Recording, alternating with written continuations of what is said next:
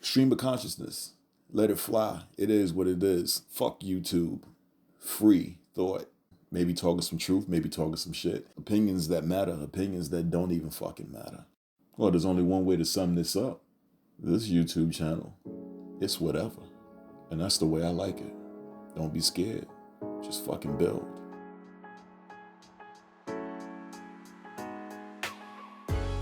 Today I'll talk about my writing process. I have been writing ever since I was a kid, and I've always been highly imaginative. So the main thing that was cultivated for me was my imagination. That was job number one. You have to have something to write. Whereas most people write about the reality or the world that they live in, for me, as a daydreamer, I simply chose to write about the things that I saw in my mind. And it got to the point where I could see not just the lands or the worlds that I was creating. I could listen to the people's conversations as if I were there.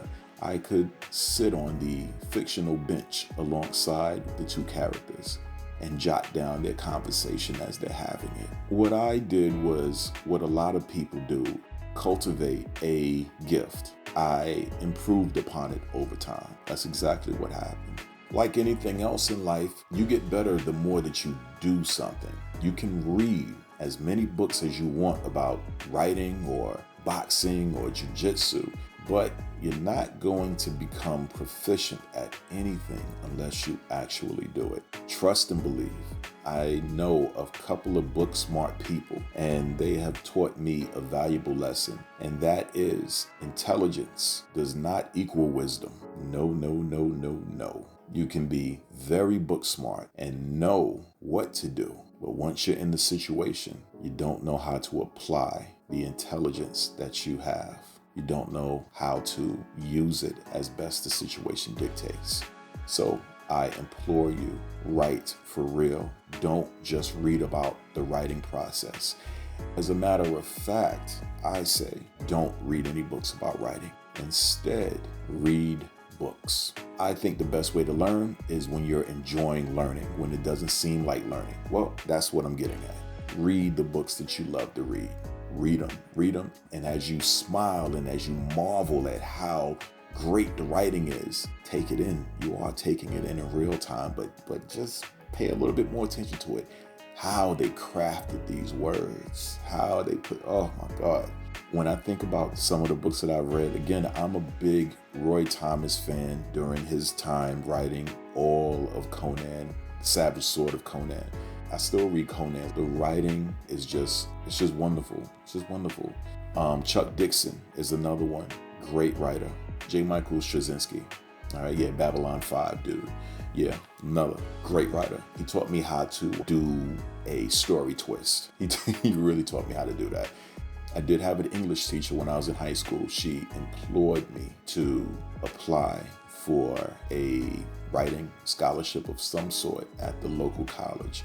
I didn't care for that because college bores me. The thought of it bores me. I went to college for 2 weeks. I said, wait a minute, this class is 3 hours. Get the fuck out of here. So yeah,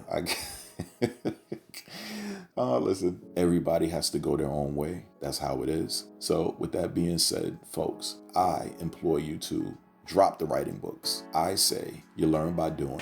So read the stuff that you love and take notes, mental or actual notepad notes. Also, if you can see it, whatever you see, write it down. Also, a dictionary is your best friend. When I tell you how many words that I have learned by reading, crazy. But at the end of the day, that's how it should be. Never talk down to your audience. Always give them a chance to elevate, bring their game up with the story. So don't run away from those large words or those unknown words or those weird words. Look them up. Expand your vocabulary because those words are going to help you when you are trying to write what you see. Also, consume film. It's good. I'm very visual. Honestly, in another life, I would either be a doctor or I would have been a movie director, because that is really what I see. I see movies, and that is something that I also would like to say to people. For those writers who are visual, learn to describe what you see using words. That is how you can become a very good writer as well. But I will say that those of us who are very visual and that we see motion pictures in our heads versus static comic images and comic panels, I would believe that our work is most likely better adapted later on to animation versus graphic novels or the comic medium. You understand what I'm saying, so I don't have to explain it. As far as any other advice I could give, well, I was told that writers write, and I was told that writers write every day. I can say that I never wrote every day, but every day I imagined. I told you that is my skill that I honed. I actually do not like writing. I detest writing. I can't tell you how much I detest writing. I just do. I just do. There have been certain times that it's been a bit of a catharsis.